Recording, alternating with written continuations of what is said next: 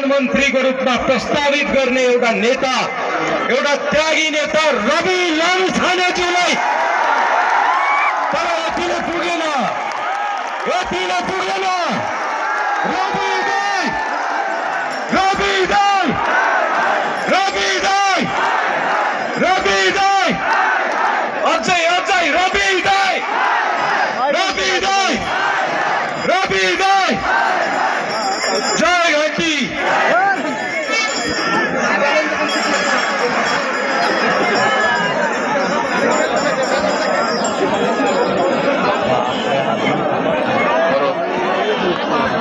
जय जानकी माता।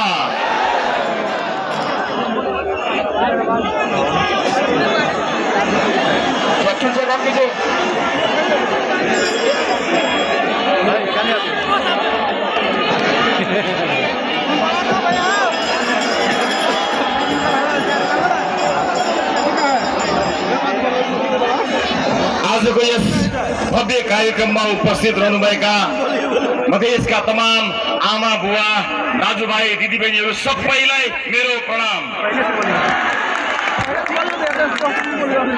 उपस्थित आमा बुवा दाजुभाइ दिदीबहिनीहरू, लामो समयसम्म तपाईहरु माझ विभिन्न कार्यक्रममा म बोल्दै आएको छु, तर आज मलाई पहिलो पटक यस्तो महसुस भएको छ कि अब मैले बोल्नु पर्दैन। मेरो घरको कुनै भित्तामा कुनै झोलामा संसारकै सबैभन्दा लामो टक शो चलाएर बोलेर आर्जन गरेको एउटा वर्ल्ड रेकर्ड छ, तर मलाई लाग्छ अब त्यसको पनि केही काम छैन, अब बोल्नु पर्दैन।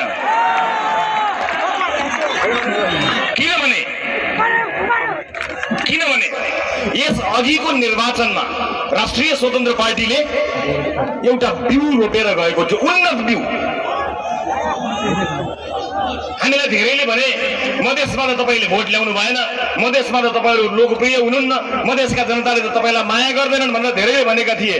तर मलाई थाहा थियो कि मधेसले माया गर्छ,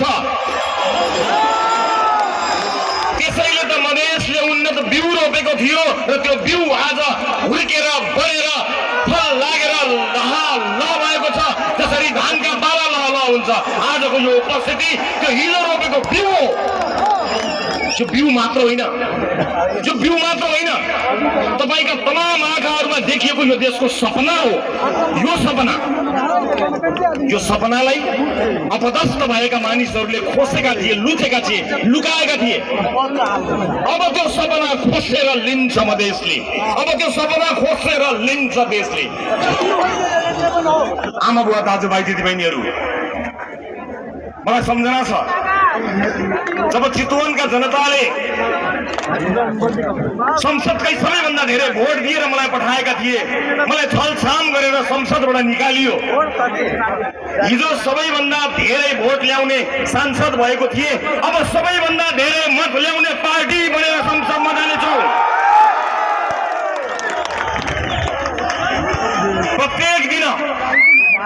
प्रत्येक दिन मेरो टाउकोमा लागेका मुद्दाहरूका कारण प्रत्येक दिन देशको कुनै न कुनै अदालतमा मैले उपस्थित हुनुपर्छ। भोलि पनि 3-4 अदालतमा म माथि मुद्दा लागेका छन्। मलाई परवाह छैन, जनताको मुद्दा बोकेर हिँडेको मान्छे त्यस्ता मुद्दा लड्दै गरौँला, जित्दै गरौँला। हारे हारिन्छ, जिते जितिन्छ।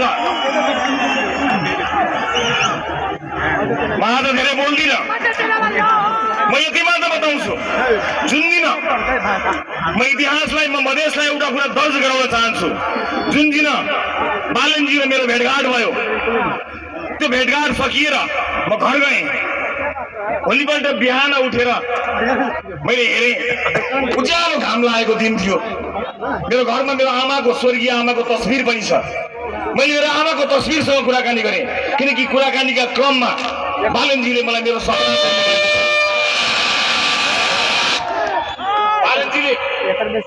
कुराकानीको क्रममा बालनजीले मलाई मेरो सपना सोध्नु भएको थियो। मैले आफ्नो सपना बताएको थिएँ, उहाँले आफ्नो सपना बताउनु भएको थियो। हामीले एकअर्काको सपना साझा गरेका थियौँ। भेट भएको 5 मिनटमा नै हामीलाई थाहा थियो कि हामी सँगै हिँड्न सक्छौँ। 5 मिनटमा। तपाईँलाई आज यति कुरा पनि बताइदिन्छु म। रवि लामिछाने र बालेन शाह बीचको वार्ता 5 मिनेटमा सकिएको हो। बाँकी त हामीले एकअर्कालाई चिन्नका लागि मात्र समय खर्च गरेका हौं। जब देशको हितलाई केन्द्रमा राखिन्छ नि त्यतिखेर कुनै वार्ताको नाटक गरिरहनु पर्दैन। तर आफ्नो हितलाई राख्यो भने मात्रै यो वार्ता हुने र भाँडिने। हामी दुवै यो देशको हितका लागि र जनताको चाहना अनुसार एकै ठाउँमा आएका छौं, किन यसको विकल्प छैन। अब नेपालले यो गरिबी सहन सक्दैन, अब नेपालले यो विभेद सहन सक्दैन र पर्दैन। र त्यस दिन बिहान जब मैले मेरो स्वर्गीय आमाको तस्बिरमा हेरेर मैले आमालाई भने, आमा बालेनले देश बनाउँछ, बालेनले हाम्रो सपना पूरा गर्छ। यो भनाइको साक्षी मेरो श्रीमती छिन्। मैले उनलाई अँगालो हालेर उनलाई पनि त्यही भने। मेरो आमासँग कुरा भयो र मैले आमालाई भने, आमा बालेनले देश बनाउँछ। यो मेरो विश्वास हो। मलाई चिन्ता छैन। कुनै पनि दिन अपदस्थ भएको हेलिकप्टरबाट भागेको बच्चालाई गोली ठोकेर भागेको सरकारले लगाएको मुद्दाले, अपदस्थ भएको बच्चालाई टाउकोमा र छातीमा ताकेर गोली लगाएको सरकारले ममाथि लगाएको मुद्दाले मलाई कुनै पनि दिन जेल पुर्याउला। मलाई अब चिन्ता छैन, किनकि देशले बालेन पाएको छ।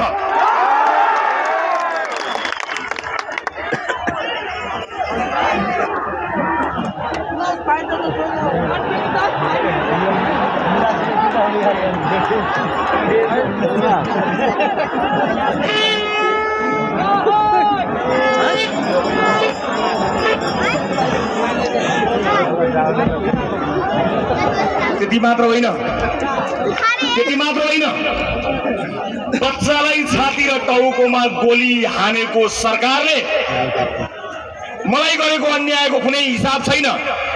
देशलाई र मधेसलाई गरेको हिसाब, त्यो अन्यायको हिसाब अब चाहिँ लिने हो। अब त्यो हिसाब हामी लिनेछौँ। मलाई कुनै परवाह छैन। मलाई विश्वास छ यतिका मूर्धन्य नेताहरू यहाँ उभिनु भएको छ। जनताको यति ठुलो साथ पाएपछि अब चिन्ता गर्न पर्दैन। अब देश समृद्धिको बाटोमा अगाडि बढ्नेछ, सामाजिक न्यायको बाटोमा अगाडि बढ्नेछ। उपस्थित आमा बुवा दाजुभाइ दिदीबहिनीहरू, मलाई धेरै अगाडि भन्नुहुन्थ्यो कसैले कि तपाईँ मधेस त्यति आउनुहुन्न, मधेसमा तपाईँहरूको त्यति धेरै संगठन राम्रो छैन, मधेसमा तपाईँहरूको उपस्थिति कम छ भनेर धेरैले भन्नुहुन्थ्यो। उहाँहरू सबैलाई म एउटै जवाफ दिन चाहन्छु, मधेसमा देर आई व दुरुस्त आई। समान दाजुभाइ दिदीबहिनीहरूलाई म यहाँबाट के आश्वस्त गराउन चाहन्छु, के विश्वस्त गराउन चाहन्छु भने म उनीहरूको आलोचना गर्न आएको होइन, म उनीहरूको आलोचना गर्न पनि चाहन्न। जसलाई जनताले लखेटेर भगाए तिनको आलोचना गरिरहनु आवश्यक छैन।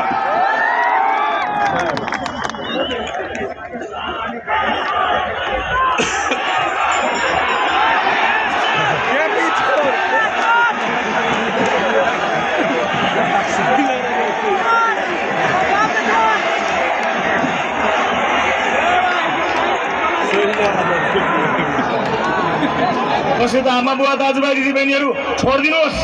हामीले कसैलाई देश छोड भन्न पर्दैन। देश छोडेर गएकाहरूलाई फिर्ता ल्याउन सक्ने कानुन रीति नियम हामीले कायम गरौँ। हामीले कसैलाई देश छोड भन्न पर्दैन। अब परेर देश छोड्न भयो। म यति मात्र भन्छु, हिजोका दिनमा विरोधीहरूलाई छान्दै सखाप पार्न खोज्ने र यो देशको सपनालाई, इतिहासलाई बदल्न खोज्ने मानिसहरूलाई म यति भन्न चाहन्छु, हामी इतिहास पढ्ने मान्छे होइनौँ, हामी इतिहास लेख्ने मान्छे हौँ।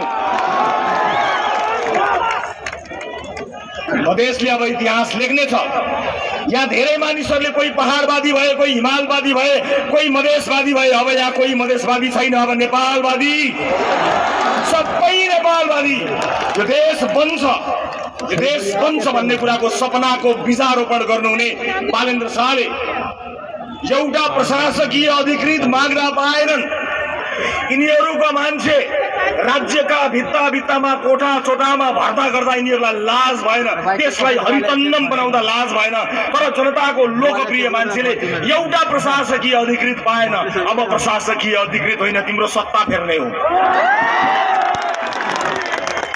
र जनताको सत्ता स्थापित गर्ने हो। म यति भन्न सक्छु तपाईँको आँखा र तपाईँको अनुहारमा हेरेर उपस्थित आमा बुवा दाजुभाइ दिदीबहिनीहरू, तपाईँ हामीले देखेको सपना अब पुरा हुन्छ। त्यो यात्रामा आजबाट हामी जोडिएका छौँ र मलाई यो पनि विश्वास छ